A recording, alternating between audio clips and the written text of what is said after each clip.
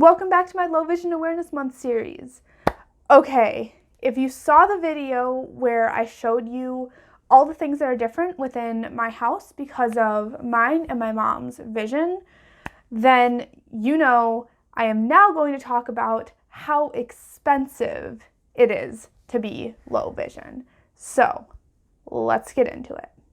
I do want to say right off the bat that first of all, I am very thankful that I am still currently 17, and so a lot of these things I have not had to buy myself. Either my parents have bought them, especially being that my mom is also low vision. We share a lot of things, which definitely helps. I've also acquired things through school that have definitely helped me. So thankfully, I have not personally had to pay for really any of these things. However, I do know that eventually I am going to have to, and I know that especially for my parents, especially for my mom, it is very expensive. Okay, the first thing that I want to talk about, and this is something that actually applies mostly to me, but again, this is something that could apply to really any student, but specifically for me, because of my vision, this applies, which is audiobooks. I do not understand why audiobooks are so expensive. I don't understand why you have to pay for a membership plus buy the books on Audible. That does not make sense to me. And of course, you can go to the library and there are other resources out there, but they usually have a very slim selection of audiobooks, or they only offer the audiobooks with a robotic voice, which I know this sounds nitpicky of me, but I prefer to have a real human voice instead of a robotic voice talking to me. It's just, I can't focus with the robotic voice. Again, I know it sounds very nitpicky, but that's just my personal preference. The second thing that is a very big expense is any type of magnification device, whether that's binoculars, magnifiers, anything of that sorts.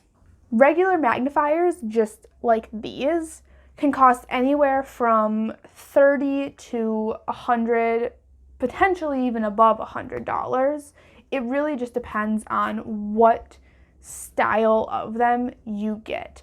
I don't remember the exact cost of these. However, from looking them up, something like this would probably cost around $45 to $50, which is a lot, especially when you want more than one because you're going to be traveling with it. You don't want, to have to run upstairs to your bedroom every single time you need it. We have them in all different spots of our house, so we definitely have more than one.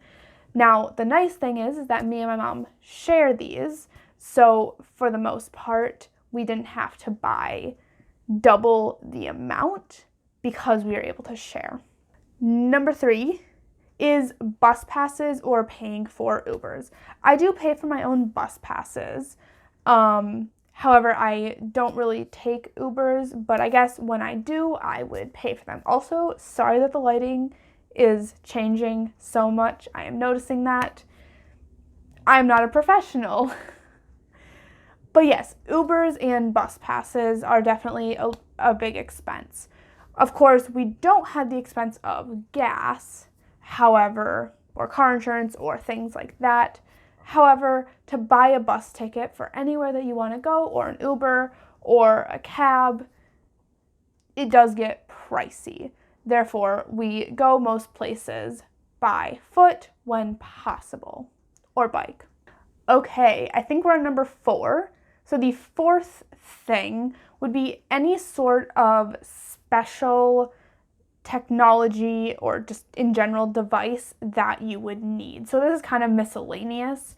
Things that I would be thinking of would be anything like, for us, yak tracks, or I should say for my mom specifically, yak tracks are very important because especially when you're low vision and you can't see the ice on the ground very well, yak tracks, living in Wisconsin during the winter, very important. So you have to consider things like that, or or things like a special lock. Ever since 6th grade, when I had a locker with a lock on it, I always had a special lock that had buttons on it instead of the dial locks because I could never see the numbers on them. And I know that my mom just recently had to buy a lock like what I used to use in school. Of course, now I'm just at home doing pandemic online school.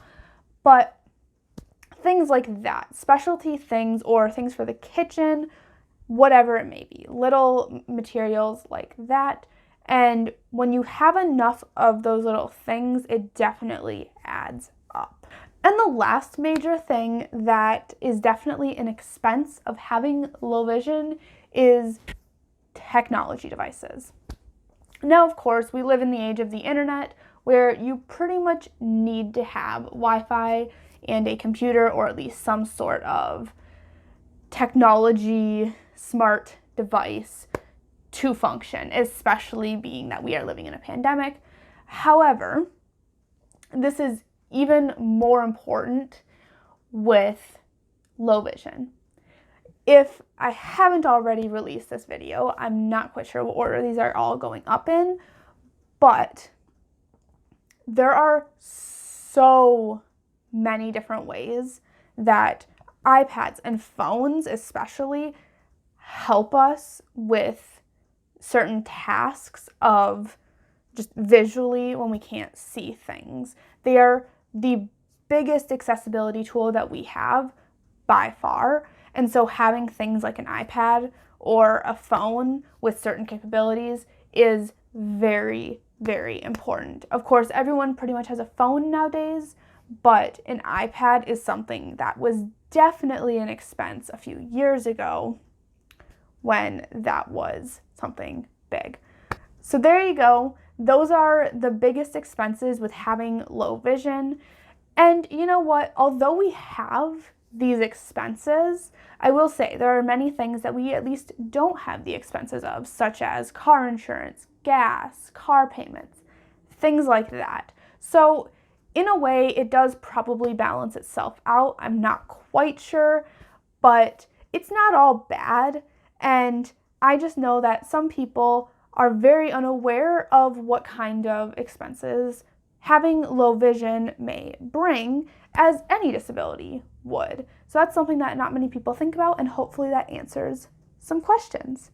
I hope you enjoyed this video. I hope you're enjoying this entire series, and have a good rest of your day.